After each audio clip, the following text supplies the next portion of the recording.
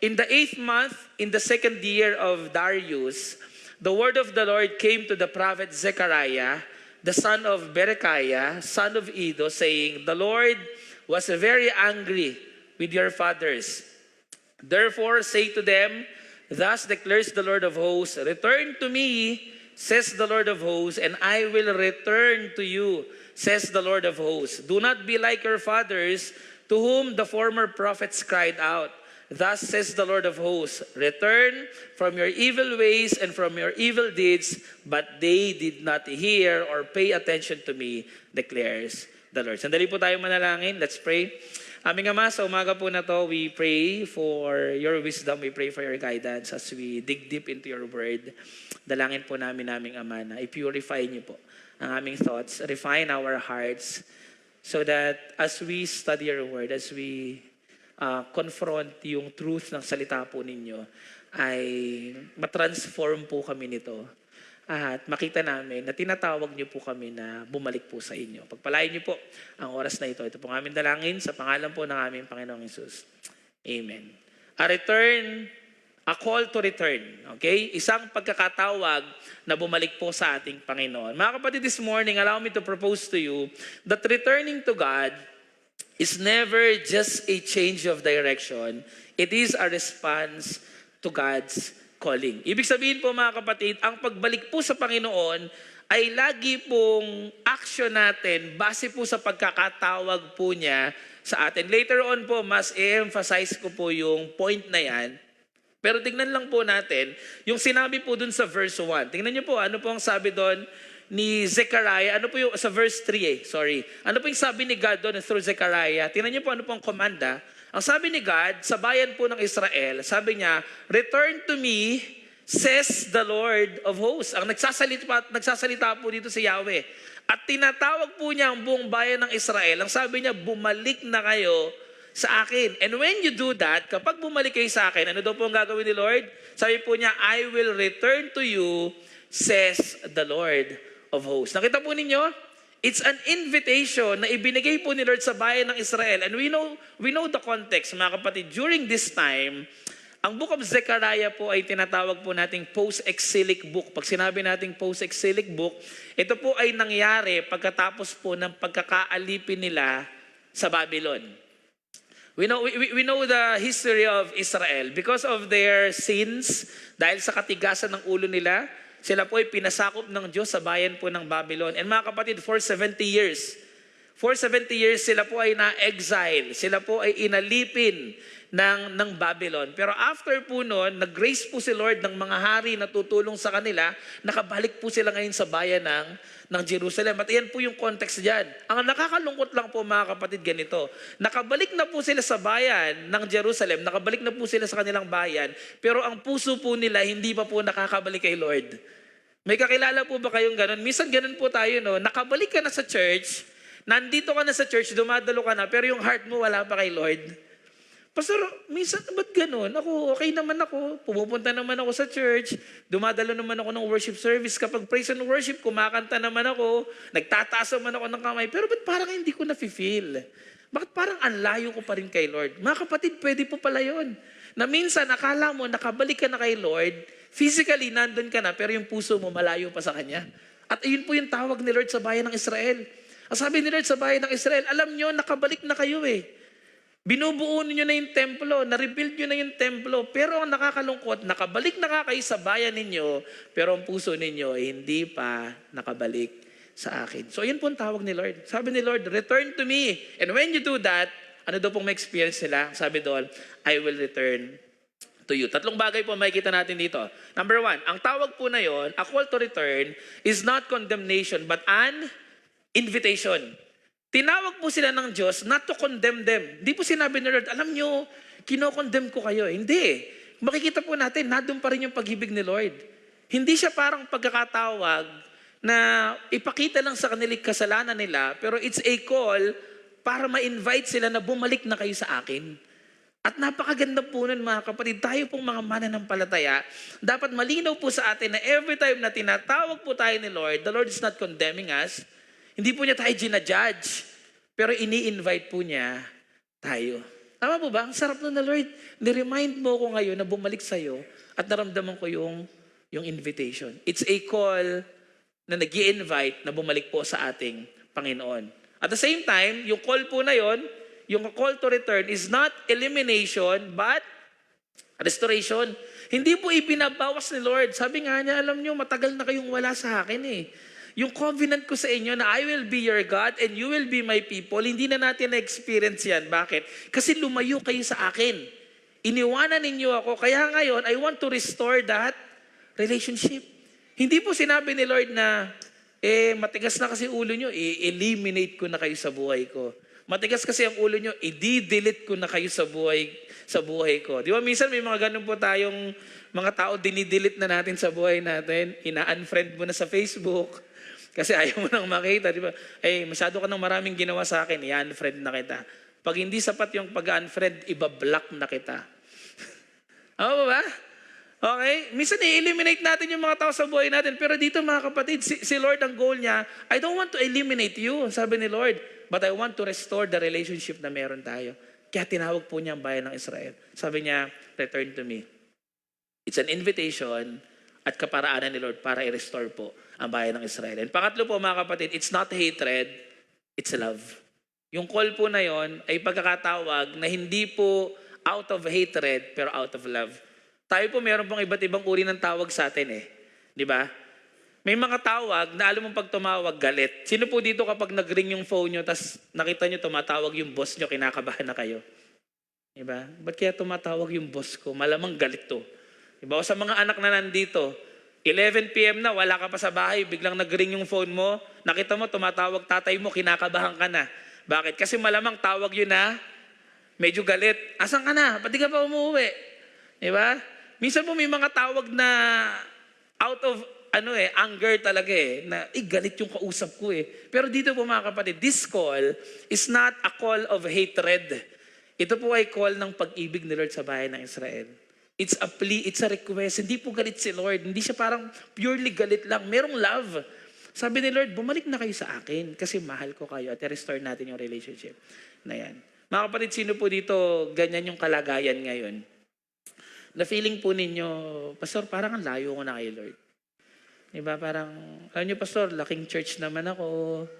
Matagal na ako sa church. Dati naman ako active sa church, pero ngayon parang feeling ko ang layo-layo ko na kay Lord. Para po tayong bayan ng Israel. Para tayong bayan ng Israel. Na talagang lumayo tayo kay Lord, it's our choice. Tapos ngayon tinatawag ka ni Lord. This year 2026, naririnig mo yung boses ni Lord at sinasabi niya sa'yo, Nak, bumalik ka sa akin. Bumalik ka sa akin. Meron po bang ganun sa atin ngayon? Sana po sagutin po natin yung tawag. Huwag niyo pong i-ignore. Minsan may mga call po na ini-ignore natin. No? Di ba? Pag tumatawag yung pinagkakautangan mo, di ba? Kahit naka 7 missed call na yan, pag yung tumatawag pinagkakautangan mo, hindi mo sasagutin yan. Mga kapatid, if the Lord is calling you right now, you answer the call. You answer the invitation. At bumalik po tayo sa ating Panginoon. Mga kapatid, tatlong bagay po yung gusto ko pong i-share sa inyo when it comes to the calling, okay, ng pagbalik po sa ating Panginoon. Tatlong bagay na gusto ko pong maklarify. Number 1, lagi po natin tatandaan na when it comes to returning to God, lagi po yan nagsisimula sa grace ng ating Panginoon. Okay? It begins with God's grace. Mga kapatid, all throughout the human history, all throughout the Bible, every time na may tao pong babalik kay Lord, ang laging nag-i-initiate po si God. Every time na meron pong taong nakakilala kay Lord, every time na meron pong taong pupunta at babalik sa Kanya, lagi po yung bunga ng grace ni Lord. Let me give you an example. Unang-una na po, in Genesis chapter 3, when Adam and Eve sinned against God, ano pong ginawa ni Adam and Eve? Pagkatapos na magkasala, nagtago. Initial reaction po ng taong nagkakasala. Pag tayo po nagkakamali, imbis na lumapit tayo kay Lord, anong ginagawa natin? Lumalayo, nagtatago. Pansinin niyo po, si Adam and Eve po bang lumapit kay Lord? Hindi. Sino pong unang lumapit? Si Lord. Hinanap sila. Pagdating po ni God sa Garden of Eden, sabi niya, Adam, Eve, where are you? Asan kayo? Sino pong nag-initiate? Sino pong gustong mag-usap? Sino pong gustong magkaayos? Sino po? Si God. Kaya every time na may tao pong bumabalik kay Lord, lagi niyo po tatandaan, hindi po yun bunga ng effort lang niya. Nagsimula po yun sa initiative ni Lord na anak, bumalik ka sa akin. Ini-invite kita. And you cannot do that. Hindi mo magagawa yan kung wala ang grace ko. Ang pagbabalik po kay Lord, laging pag-asa lang po yan sa grace ng ating Panginoon. Next, naalala niyo po si Peter? Si Peter, one of the disciples of Jesus Christ, isa sa inner circle, isa sa pinakamalapit kay Jesus Christ. Ano pong ginawa ni Peter? He denied Jesus Christ 3 times. At nung namatay na po si Jesus Christ, alam niyo po ano pong ginawa ni Pedro? Bumalik po siya sa pangingisda. Di ba po, in Matthew chapter 4, tinawag ni God si Peter. Tinawag ni Jesus si Peter. Sabi ni Jesus kay Peter, Peter, from now on, hindi ka na mangingisda ng isda.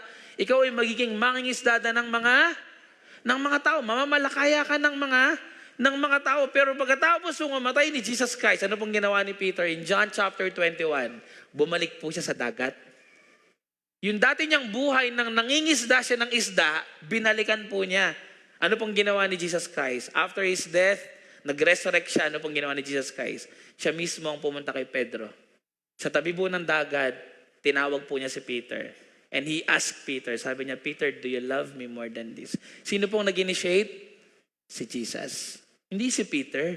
Hindi si Peter ang unang lumapit. Ang unang lumapit sino? Si Jesus. Kaya lang po nakalapit si Peter kasi tinawag siya ni Jesus. Ganon din po yung nangyari kay Paul. Di ba po? Paul on his way to Damascus, sino pong nagpakita sa kanya? Sino pong kumausap sa kanya?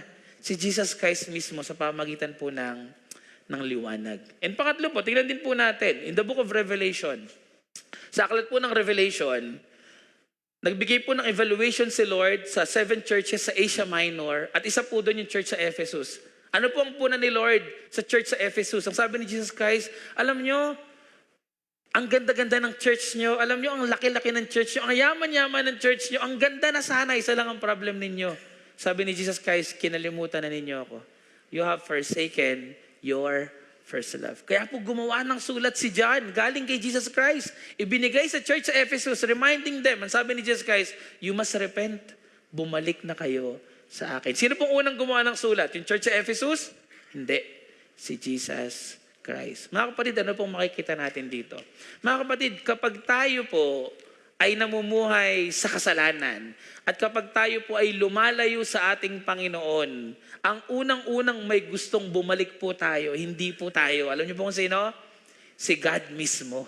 Kaya po gagawa siya ng kaparaanan para makabalik tayo. Alam niyo po kung bakit? Ito po ang reality. Sana po ready po kayo dito. Ito po ang reality. Kasi po, tayong mga tao, most of the time, we don't want to return sa ating Panginoon. Ayaw na po nating bumalik sa Kanya. Alam niyo po kung bakit po tinawag ni God yung bayan ng Israel sa pamagitan ni Zechariah? Bakit po nagkaroon ng calling si Lord na return to me? Alam niyo po kung bakit? I'm pretty sure, during that time ang bayan ng Israel, baka ayaw na pong bumalik kay Lord.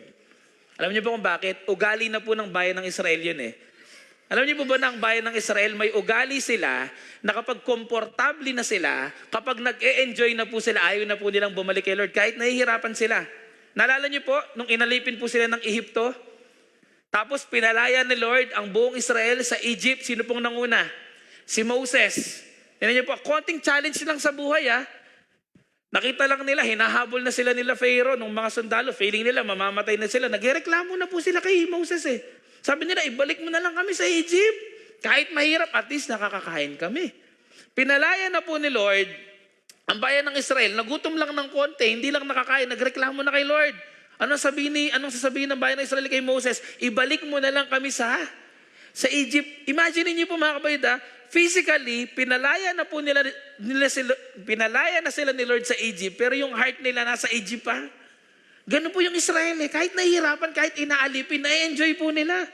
And I'm pretty sure during this time, malamang ang bayan po ng Israel, they don't want to return to God. Ayaw nilang bumalik kay Lord. Na-enjoy na po nila yung kanilang kalagayan. Minsan ganun po tayong mga tao Nag-enjoy ka na sa kasalanan, ayaw mo na bumalik kay Lord. Nag-enjoy ka na sa online worship, ayaw mo nang bumalik sa church. Pwede naman pala, kahit nasa bahay lang. Nakakapag-worship service pa rin, hindi na ako babalik sa church. Ang tanong, tama po ba o mali? Minsan kasi na-enjoy mo na yung mga bagay na ginagawa mo na parang okay lang naman, wala namang pumupuna sa akin, ipagpapatuloy ko na lang to the point na ayaw na po natin bumalik sa ating Panginoon. Ang totoo mga kapatid, we don't want. Ayaw po natin. Let me give you a verse. Hindi ko po alam kung medyo mabigat sa inyo to, pero tingnan niyo po ano pong sabi ng Bible sa puso nating mga tao. Romans chapter 3, verses 10 to 11. Ang sabi po doon, as it is written, none is righteous, no, not one. No one understands, no one seeks for God. Tingnan niyo po yung naka-highlight. Wala daw pong naghahanap kay Lord. Wala pong tao na gustong bumalik kay Lord.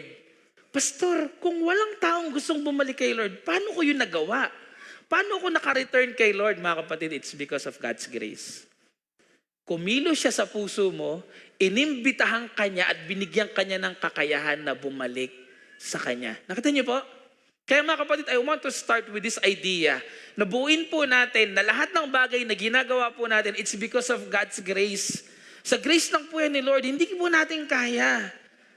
Mga kapatid, hindi po natin kaya kung wala yung grace ng ating Panginoon. Sa lahat po ng may New Year's resolution ngayon, na Lord, gusto kong maging ganito this year, mga kapatid, kung ang magpo-focus lang po kayo sa effort ninyo, hindi nyo po magagawa. Kahit pa po, Pastor, gusto kong pumayat ngayong taon. Ipag-pray nyo po, mga kapatid. Maniwala po kayo sa akin. Kasi kung sarili nyo lang po, hindi nyo po kakayanin. Totoo po, mas mahina po tayo pagdating sa pagkain, di ba? Kapag hinarapan ka na ng pagkain, kaya mo ba talagang i-resist? Most of the time, ang hina natin. Paano tayo magtatagumpay? You need God's grace. Kung this year gusto mong mas maging close kay Lord, huwag kang umasa lang sa kaya mong gawin. Hindi, Pastor, gusto kong maging close kay Lord. Ang gagawin ko ngayon, magbabasa ako ng Bible, magpe-pray ako. Good thing po yun. Pero mga kapatid, kung own effort mo lang yan, hindi po yan tatagal. Hindi po yan tatagal. Sa simula lang yan, January, baka hanggang February umabot, kung effort mo lang. Pero kung ipagpe-pray mo yun at iyakap ka sa grace ni Lord, mga kapatid, si Lord po yung magpapatuloy sa atin. Siya po yung magtatawid sa atin. Amen po ba? Kaya lagi po natin tatandaan to. If you want to return to God, huwag kang mag-focus sa kaya mong gawin. Mag-focus ka sa kayang gawin ni Lord sa buhay mo. Why? Because you are weak, God is strong. You are limited, God's power is unlimited. Nakita po natin? Umasa po tayo sa grace ng ating Panginoon. Kaya dito po mga kapatid, sa Zechariah, makikita natin na lahat po yan, yung pagbalik po ng bayan ng Israel, grace po yan ni Lord. Tingnan niyo po, may dalawang character po tayong titignan. Sa verse 1, ang sabi po doon, Zechariah chapter 1 verse 1, in the 8th month, in the 2nd year of Darius. Sino daw po ang hari during that time? Darius. By the way mga kapatid, nangyari po yung event na to, 520 BC. 70 years after the exile. Ganito po ang nangyari. Nasakop ng Babylon, ang Israel, inalipin po sila. Pumasok po ngayon ng Persia, nanalo ngayon ng Persia sa Babylon. So ang nagre-reign na po dito, Persian Empire. Okay? So nandiyan na po ang Persia. At mga kapatid, alam niyo po kung kailan po nakabalik ang bayan ng Israel? During the time of King Cyrus. Si King Cyrus po, yung unang hari na nagpalaya sa bayan ng Israel. Ang sabi po ni King Cyrus sa bayan ng Israel, bumalik na kayo sa Jerusalem, papayagan ko na kayo, bumalik na kayo doon, tapos i-rebuild ninyo yung templo. So imagine niyo po, hindi po Hudyo ang unang tumulong sa bayan ng Israel. Isang Persian king, pinangunahan ni Cyrus, sabi niya, bumalik na kayo, tapos i-rebuild niyo yung templo. Alam niyo po, ginawa po yun ng bayan ng Israel. Sa pamamagitan ni King Cyrus. Pero dahil marami pong oppositions, nag-stop po sila. Nag-stop sila. After 16 years, ayan na po yun. Si King Darius. Si King Darius po mga kapatid, ang naging role po niya sa pagbalik ng bayan ng Israel sa Jerusalem, eto. Ang sabi ni King Darius, nabasa po niya yung mga kasulatan na, pinabalik pala yung bayan ng Israel.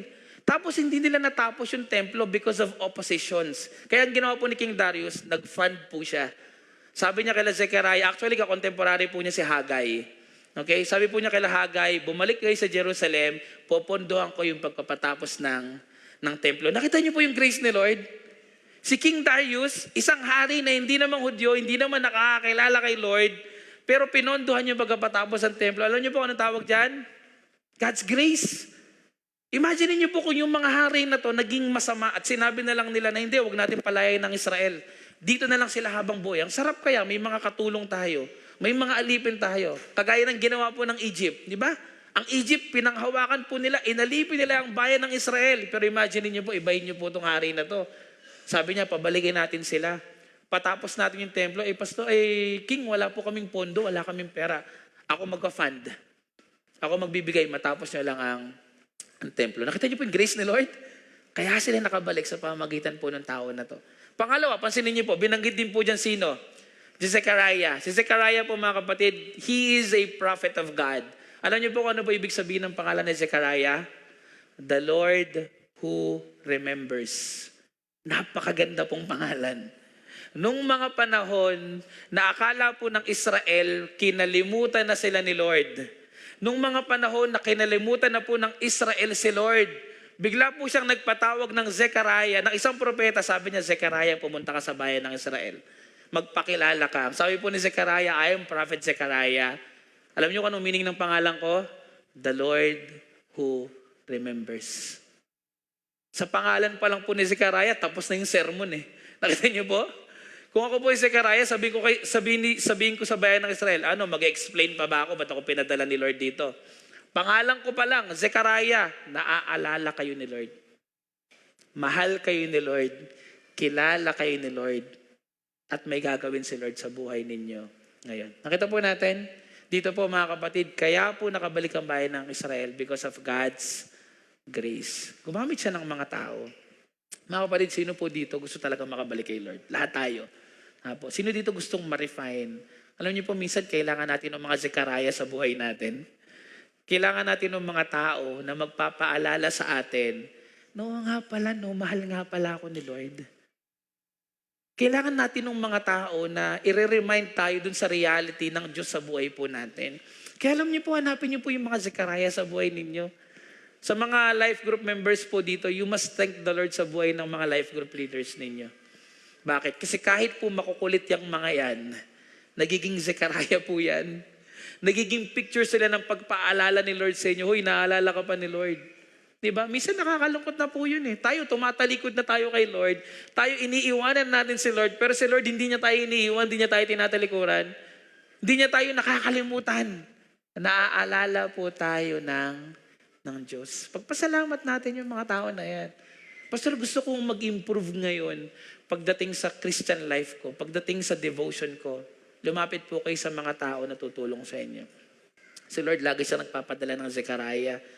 Tingnan niyo po yung katabi ninyo. Baka yan na po yung Zechariah ninyo. Siya na po yung magpapaalala sa inyo. Diba? Balikan niyo po yung mga life group leaders. Kami pong mga workers ninyo, mga kapatid. Hindi lang po kami laging nagsisermon sa inyo. We want to set an example sa inyo na naalala tayo ni Lord. Ganito ang gawin natin bilang mga lingkod ng ating Panginoon. So unang bagay mga kapatid, pagdating po sa pagbalik kay Lord, it begins with God's grace. Not with our efforts, magisimula po yan sa grace ng ating Panginoon. Pangalawa, ito medyo mabigat po para makabalik po tayo kay Lord, it requires a genuine hatred for sin. Ayan, medyo madiin po yan Bakit? Kasi pansinin niyo po to. Sabi po dun sa verse 2, sabi di ba ni God, sabi niya, pinadala ko si Zechariah. Ano po yung unang paalala ni Lord? Sabi ni Lord po dyan, the Lord was very angry. Grabe, hindi lang po basta galit Ang term na ginamit po dyan, sobrang galit. The Lord was very angry with your fathers. Imagine niyo po pinaalala ni Lord, sabi ni Lord sa bayan ng Israel, nandiyan si Zechariah, huwag kayong mag-alala, naalala ko kayo. May invitation ako, bumalik kayo sa akin. At ito ang una kong sermon sa inyo. Galit na galit ako. Galit na galit ako sa mga magulang ninyo. Galit na galit ako sa mga ninuno ninyo. Ang tanong, bakit? Tingnan po natin ano ba nangyari doon. Verse 4, sabi doon, do not be like your fathers. Huwag niyong gayahin yung mga ninuno ninyo, to whom the former prophets cried out. Imagine niyo po yung mga propeta nag-preach, umiyak, iniyakan yung mga ninuno nila. Okay? Huwag niyo pong hintayin na yung mga workers, mga leaders nyo, iniiyakan pa kayo. Sino po dito yung mga leaders umiyak na? Sige na, umattend ka ng life group. Di ba, naluto ko na lahat ng kakanin, di ka pa umattend. Nagpapansit na ako, wala ka pa din. Nagpakape na ako, wala ka pa din. Meron po bang ganun leader? Iniiyakan nyo na yung membro ninyo? Di ba? Lord, ba't ganun ang hirap? Nagpapakasikaraya na ako. Umiiyak talaga ako para dito. Di ba? Ginawa namin yung live group sa church. Hindi pumunta. Ayaw talaga. Sa bahay namin, ayaw pa rin. Sa bahay nila, ayaw din. Iyak ka na ng iyak. Ang hirap. Di ba? Tingnan niyo po, sabi doon, do not be like your fathers, to whom the former prophets cried out, thus says the Lord of hosts, return from your evil ways and from your evil deeds. But, tingnan niyo po they did not hear or pay attention to me. Kaya pala galit si Lord. Bakit? Kasi ang sabi po dyan ni Zechariah ganito, alam niyo yung invitation na to ng pagbalik kay Lord, binigay na to ni Lord dati. Tinawag na niya ang mga ninuno ninyo, pero eto ang ginawa nila, hindi sila nakinig kay Lord. Hindi nila sinagot yung tawag, kaya ngayon, galit na galit si Lord. Balikan lang po natin yung verse. Gusto kong diin talaga po yan eh.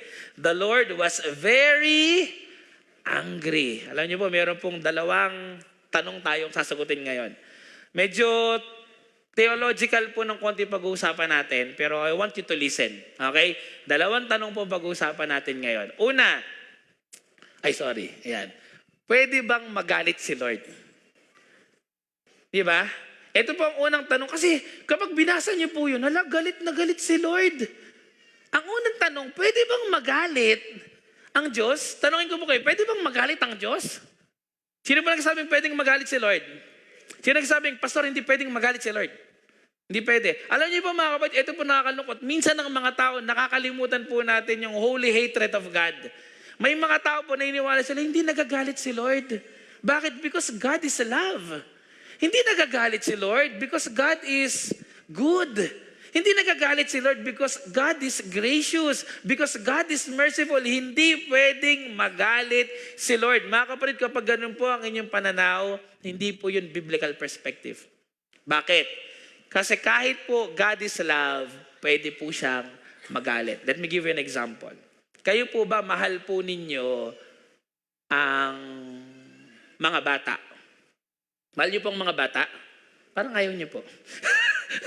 Di ba? Mahal po natin ang mga bata. Natutuwa tayo sa mga bata. Let's say, nakapanood po kayo ng balita. Nakita po ninyo, merong isang tatay, binugbog niya yung anak niya. Anong naramdaman ninyo? Hindi po ba nagagalit kayo? Bakit? Because you love children, you hate those people or yung mga actions na against po sa kapakanan ng mga bata. Mga kapatid, lagi niyo po tatandaan to God is a holy God. God loves holiness. And because He loves holiness, He hates sin. Lagi niyo po tatandaan yan. So, pwede pong magalit ang Diyos. Pwede siyang magalit sa mga bagay na hindi po pasok sa kanyang standard. Pwede pong magalit ang Diyos lalo na kapag may injustice, kapag meron pong sin. Lagi po natin tatandaan yan Pag sinabi po kasi nating anger, it's an emotion na response po natin sa mga maling nangyayari. Nagiging kasalanan lang po ang anger kapag nagalit ka sa isang tamang bagay. Pero kapag ang isang bagay mali, pwede kang magalit. Ganun po si God. Okay, by the way mga kapatid, ganito po Siyempre si God, dahil perfect siya, pag nagalit po siya, hindi siya nagkakasala. Perfect siya Okay? Pero tayo po, dahil hindi po tayo ang Diyos, minsan talaga kapag nagalit po tayo, hindi po out of righteousness, out of emotion lamang, nagkakasala po tayo. Huwag niyo po i-compare yun Baka sabihin niyo, ay sabi ni Pastor pwede naman daw magalit. Kaya pag uwi niyo ng bahay, araw-araw na kayong galit. Hindi po ganun yung tinuturo ko dito mga kapatid Ang sinasabi ko po, si God, because He is holy, because He is perfect, kapag nagalit po siya, justified yon. Pero kapag tayo po, magagalit ka, make sure na nagagalit ka sa tamang bagay, nagagalit ka sa tamang kaparaanan at hindi ka nagkakasala. Ano pong sabi ng Ephesians? Diba? Pwede kang magalit pero huwag mong hayaang magkasala ka. Yan po ang sabi ni Paul. Nakita po natin? Okay, siyempre ibahin po natin yung sarili natin kay God. Hindi tayo perfect. Let me give you verses para at least makita po natin. Tignan nyo Joshua chapter 7 verse 1. Nangyari po dito, sumuway po ang bayan ng Israel kay Lord. Tingnan nyo ano sabi. But the people of Israel broke faith in regard to the devoted things, for Achan, the son of Carmi, son of Zabdi, son of Zerah of the tribe of Judah, took some of the devoted things, and the anger of the Lord. Tingnan niyo po, nagalit si Lord Dahil may ginawa silang mali, nagalit si Lord. Anger of the Lord burned against the people of Israel. Pwede pala yun. Pag may nangyaring mali, pag may ginawang mali, nagagalit si Lord. Punta po tayo sa New Testament. Whoever believes in the Son has eternal life. Whoever does not obey the Son shall not see life, but the wrath of God, the hatred of God remains on him. Pwede pala yun. Kapag yung tao, hindi ka sumunod sa kalooban ni Lord, hindi ka anak ng Diyos at sumusunod, nananampalataya kay Kristo, ang galit ng Diyos ay nasa sa iyo. Pwede pala, mga kapatid, that's biblical. So ano pong sagot? Pwede bang magalit si Lord? Pwede. Ito po pangalawang tanong. Ito medyo mas personal na po. Pwede bang magalit ang Diyos sa akin? Kasi kanina po, that's a general question. Pwede bang magalit si Lord? Well, let's say, hypothetically, theoretically, pwede bang mangyari yun? Pwede po. Pero ngayon po, gawin natin personal. Pastor, pwede bang magalit si Lord sa akin, sa atin, sa ating mga tao? Sa tingin niyo po, pwede o hindi? Pwede kasi minsan, sino po nakarinig ng ganitong teaching? God loves you, but He hates your sin. Narinig niyo na po yun? Alam mo kapatid, mahal ka ni Lord, galit lang siya sa iyong kasalanan. Naniniwala po kayo doon? Sino po naniniwala doon? God loves you, but He hates your sin. Yan, okay lang po yan mga kapatid. Pero alam niyo po ba, biblically, theologically, that statement is problematic. It's very problematic. Kasi bakit? Unang-una, sabihin ko na po medyo, mga kapatid, listen para hindi po tayo ma-confuse. Okay, I want to explain this. Medyo controversial ng konti. Pastor, mali ba yun? Mahal ako ni Lord, galit lang siya sa kasalanan ko. Alam niyo po anong unang problem ng statement na yon? Hinihiwalay po natin yung kasalanan sa ating mga tao. We are dichotomizing our nature dun po sa action natin ng pagiging makasalanan.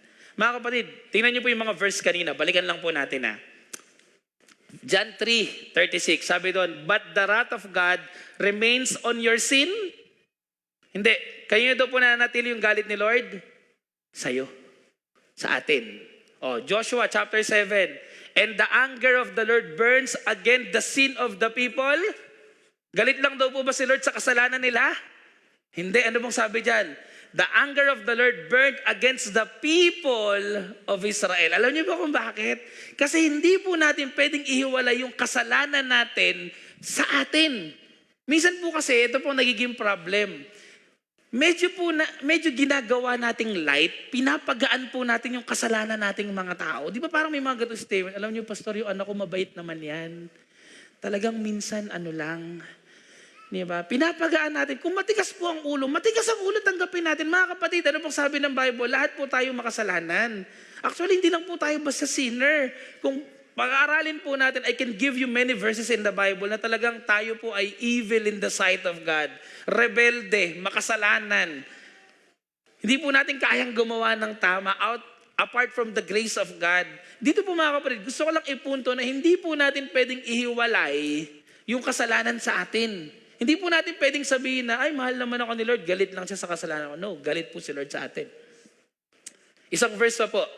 Psalm chapter 5. Tingnan niyo po verses 4 to 5. For you are not a God who delights in wickedness. Hindi daw po natutuwa si Lord sa kasamaan.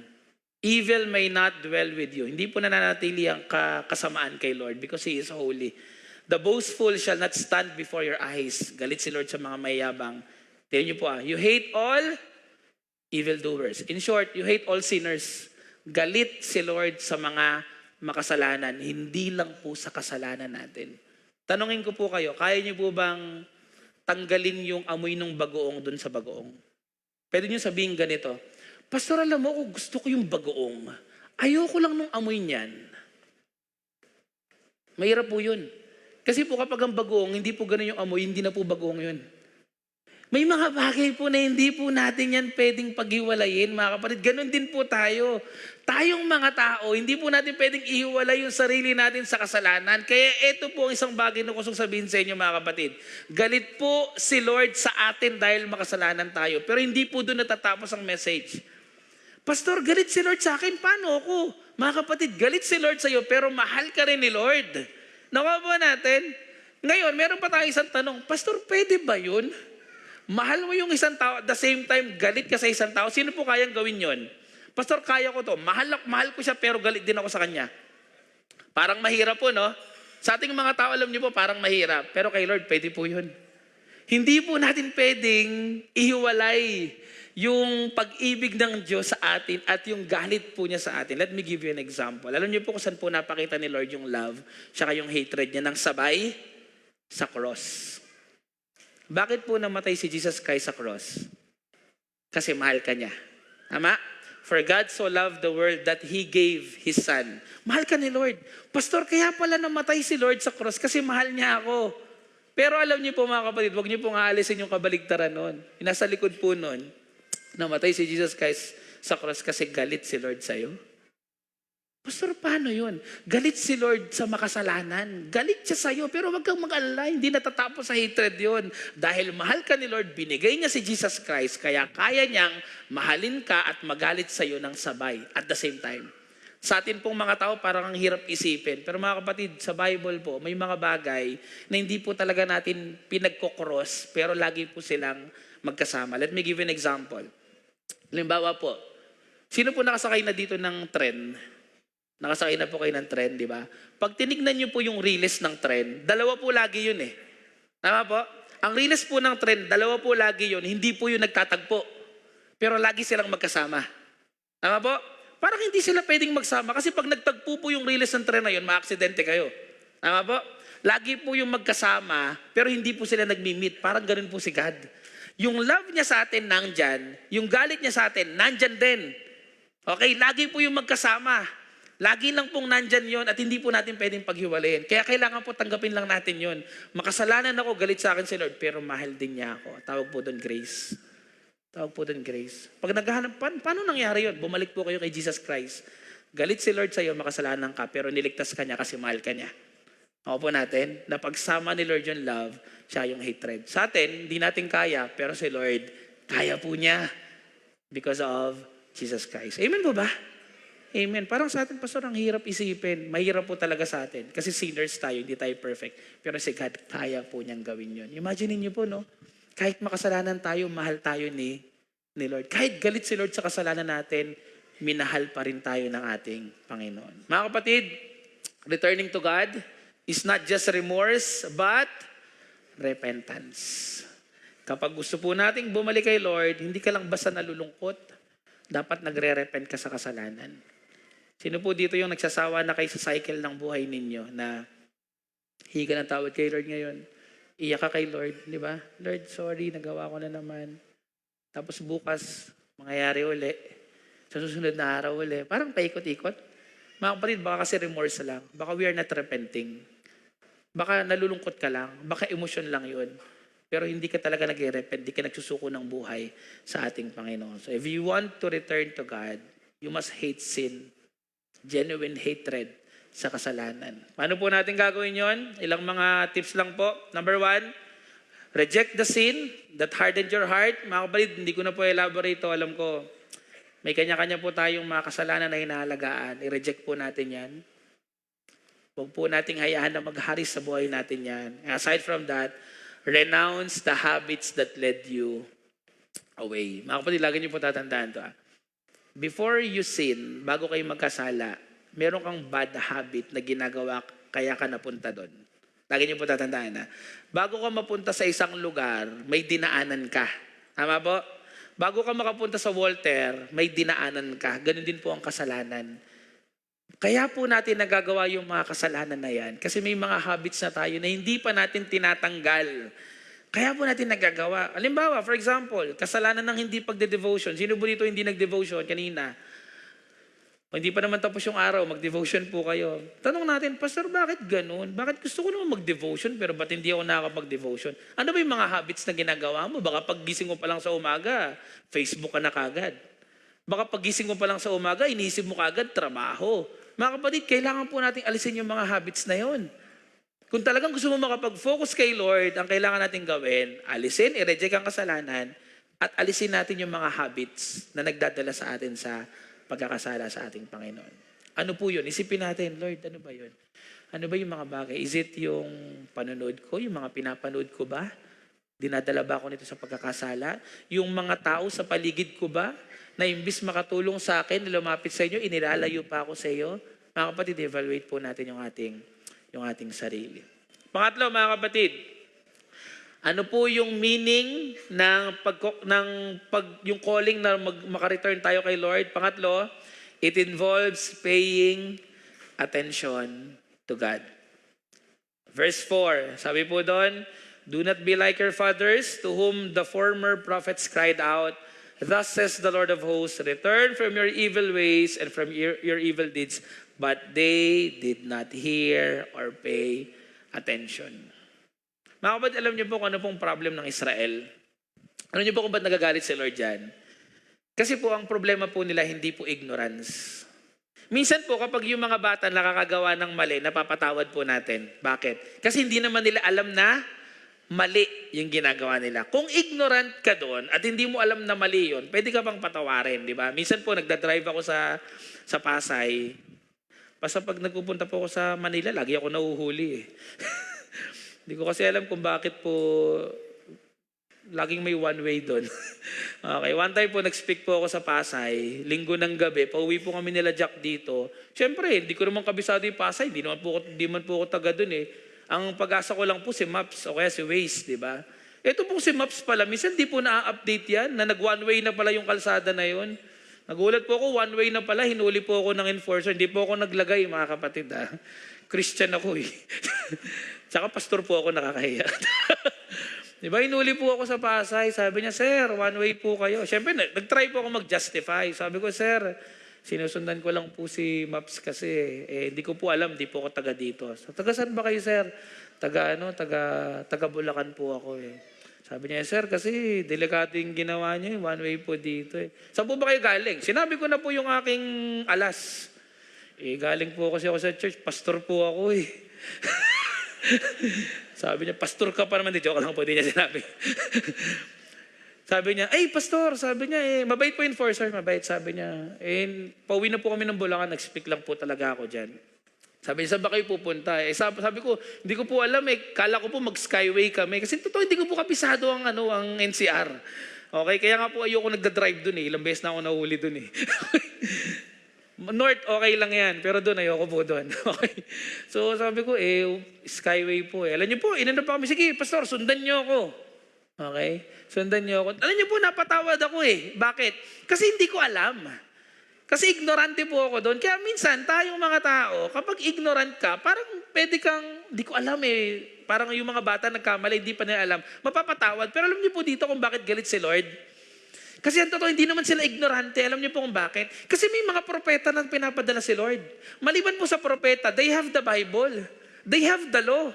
At hindi po talaga ignorante ang bayan ng Israel. Alam po nila na dapat bumabalik sila kay Lord. Alam niyo po kung anong problem nila? Ang problem po nila, hindi sila nakikinig. Our problem is that we fail to listen. Ito pong madalas problema natin. Hindi naman sa hindi mo alam. Pag tinanong ka ng leader mo, nagkasala ka. Di ba, leader, alam nyo, may nagawa po akong mali eh. Di ba? Tinanong ka ni leader, ba't mo ginawa yan? Kasi hindi ko po alam na mali.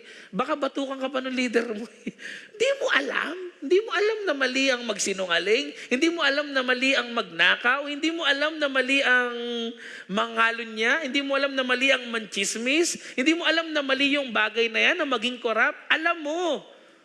Hindi po natin pwedeng sabihin na, kasi leader, hindi ko alam eh. Alam po natin. Alam po problema natin. Hindi lang talaga natin ginagawa. We're not listening to God. We are hearing God's word, but we are not listening to Him. Mga kapatid, alam po natin na dapat nagbabasa tayo ng Bible, tama? Pero ba't di ka nagbabasa? Hindi mo ba alam? Alam mo, ayaw mo lang gawin. Paulit-ulit na po yan. Linggo-linggo nakakarinig po tayo ng sermon. Alam natin na dapat hindi tayo nalilate sa church, pero nalilate ka pa din. Bakit? Ignorant ka ba doon? Hindi. Alam mo yun. Ayaw mo lang talagang gumising ng maaga. Alam mo na dapat mag-serve ka kay Lord, pero hindi mo pa rin ginagawa. Alam mo na dapat hindi mo ginagawa yan, pero bakit mo ginagawa? You fail to listen. Kaya mga kapatid, this year, ito po ang prayer natin sa atin. Habang nire-refine tayo ni Lord, maging sensitive po tayo sa boses ni Lord sa buhay natin. Doon po sa level ng sensitivity na hindi mo lang basta naririnig, pero nakikinig ka. Iba po kasi yung nakikinig sa naririnig nyo lang eh. May mga bata po, kala nyo nakikinig sa inyo, pero totoo hindi po nakikinig. Kahit po ngayon hindi ko po alam kung nakikinig kayo sa akin Baka naririnig nyo lang po ako pero hindi naman talaga kayo nakafocus. Baka hindi naman kayo nakikinig. Mga kapatid, ang paalala sa atin ni Lord, you pay attention, sabi niya. Huwag niyong gayahin yung mga ninuno ninyo, dinisregard nila yung paalala ko. You pay attention, you listen to me, at gawin ninyo yung dapat ninyong gawin. Huwag niyo na pong hintayin yung 2027. January pa lang, ang gandang kick-off po sa atin ito. Pastor, hindi na ako nakapag-devotion ng January 1 January 4 na ngayon. Hindi na nga lang ako magdi-devotion. Next year na lang uli. Ganun po ba? Nag-fail ka lang ng 3 days, hindi mo na itutuloy. Magpatuloy po tayo. You listen to the Word of God. You listen to God. You pay attention. At pag sinabi ni Lord, etong gawin mo, gawin mo. Pag sinabi ni Lord, wag mong gawin to, wag mong gawin yan. Amen po ba? May kinig po ba tayo kay Lord? Kinig po tayo. Makinig tayo sa ating Panginoon. Paano po natin gagawin yon? Number 1, take His Word seriously. Mga kapatid, when you read the Bible, huwag niyo pong isipin na nagbabasa lang kayo for the sake na makapagbasa. It's God's Word. You listen. You listen. Mangungusap po si Lord sa inyo. Huwag niyo pong mamalitin yung mga devotion time niyo. Huwag niyo mamalitin yung life group ninyo. Yung preaching, di ba? Mga kapatid, you take this seriously. Ba't po kayo nakikinig ng sermon? Dahil ba pogi lang ako? Joke lang po yun Dapat pala bawasan ko na yung kayabangan this year, no? New Year's resolution natin yan. Okay? Ba't po kayo nakikinig sa sermon? Di ba? Dahil ba, kasi pastor, part ng program, part ng service natin. Siyempre, di ba, baka pagalitan mo kami pag natulog kami. Di ba? Ba't po kayo nakikinig? Mga kapatid, it's the Word of God. You take it seriously. You listen. You read the Bible, you study the Bible, you attend fellowship, you attend your life group. Pag nag-aaral kayo ng Bible, take it seriously. Pag sineryoso po natin yan, maririnig po natin ang boses ni Lord. Pangalawa, respond when He speaks. Pag nangusap sa inyo si Lord, gumawa po kayo ng action. Sino pong may mga pangungusap si Lord sa inyo ngayon? May mga kinorek si Lord sa inyo ngayon? Wala po. Tagal ko pong nagsalita dito. Wala pong kinorek. Malamang meron. Tama po. You respond. Huwag niyo pong hintayin, bukas ko na lang gagawin. Ay, pwede naman siguro next week na lang. O hindi, next year na lang, pastor. Gawin niyo po mamaya. Focus po tayo. Ano man tinuro ni Lord, i-apply po natin. And syempre, you obey without delay. Let's obey the Lord. Walang delay, huwag natin hintayin pa. Lord, ngayon na. Gusto kong ma-refine. Magsimula na po. Ngayon. Returning begins when listening becomes obedience. You don't listen lang, you obey. Let's have a review, mga kapatid. The call to return. Tatlong bagay po pinag-usapan natin. Paano tayo makakabalik kay Lord? Number 1, it begins with God's grace. It requires a genuine hatred for sin, and it involves paying attention to God. Mga kapatid, right now, the Lord is calling you. Sa pagsisimula ng year 2026, the Lord is calling you, nak, balik ka na. Ay, balik ka na sa akin. It's up to you kung tatanggapin niyo yung call or i-ignore. Basta si Lord, nag-initiate siya, ipoprovide niya yung grace para makabalik ka, at sa inyo po kung sasagutin niyo. The Lord is calling, return to me. Nasa sa atin po, kung babalik po tayo sa Kanya. Happy Lord's Day po sa ating lahat. Good morning po.